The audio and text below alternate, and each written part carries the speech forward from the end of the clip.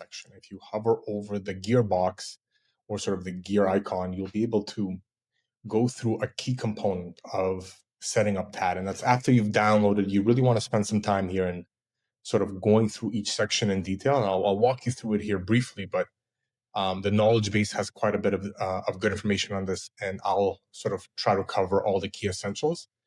The first section here, so under general and broker settings, you'll have the ability to link your brokers. So if you're with Tradier, if you're with TradeStation, if you're with Schwab, this is going to be much easier here because you're simply just going to either copy paste an API or link your API internally. And we have a video on that. And you'll be able to right here, just do that with this button. Maintain connection, simply asking TAT if it ever disconnects, do you want it to automatically try to reconnect? And you'll be able to control that here. So market time, market close. So TAT runs a number of things at market close.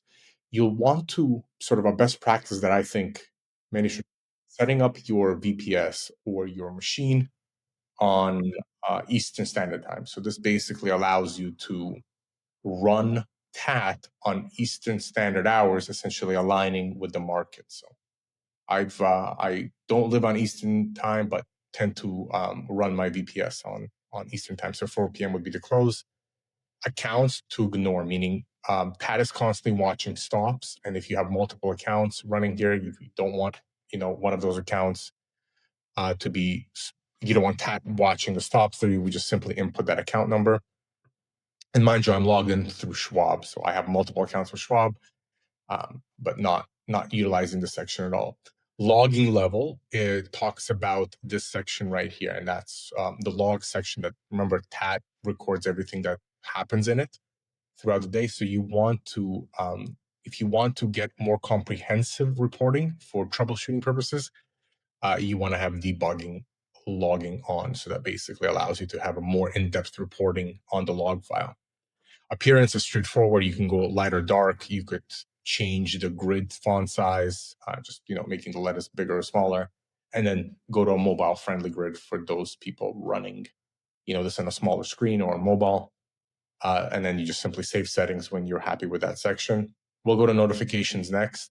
You'll be able to set emails of where you want different things to go, as well as URL for webhooks. So you'll be able to actually send, if a trade opened, if it closed, if it stopped, TAT is able to send those messages out. This is where you control where that goes, right? So mostly for myself, I just want to know if things have been open and closed, and that's simply just going to my email.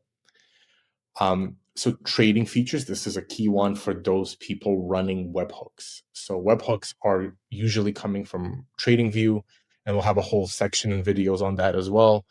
But this is where you want to enable the ability for TAT to receive webhooks. So for those, again, if you're triggering trades off specific parameters like orb or like something else, this is where you enable trade hooks. Long strike reuse for those of us, selling credit, and I think the majority of people are. The long wings usually can be reused for other entries, especially if you have a stock, you could reuse those wings. So you have the ability to drop this down and have a number of different choices, meaning like how aggressively do you want to reuse them? Look into that section a bit more, but that basically what it covers.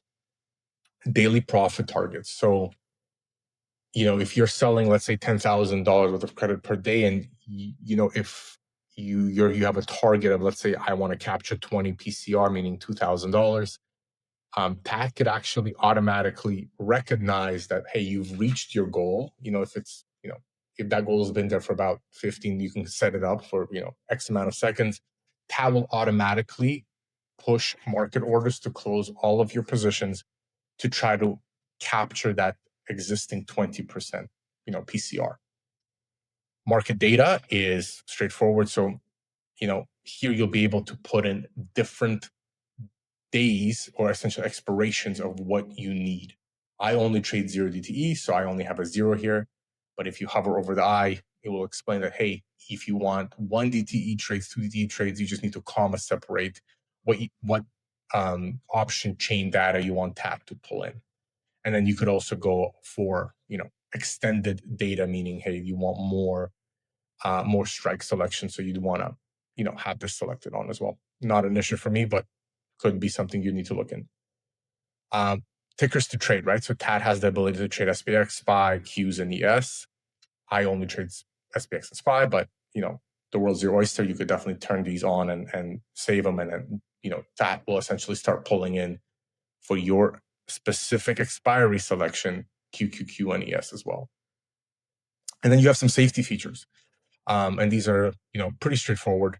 If you run into margin issues, what do you want to happen? If your stop gets breached by X amount, by 10%, do you want that to automatically look for a market order to exit, and then missing stop notifications? So read through these sections. They all have great little icons here where you actually you click on the eye and you'll know exactly specifically what you're trying to mitigate. You probably won't remember in this video, but this is a key section where you want to focus on safety features, in terms of if something negative happens. And that's about it. I may just make sure you save every time you change something, and you'll be good to go. And that's the settings section, which is probably something you need to look at shortly after downloading TAT. Take care.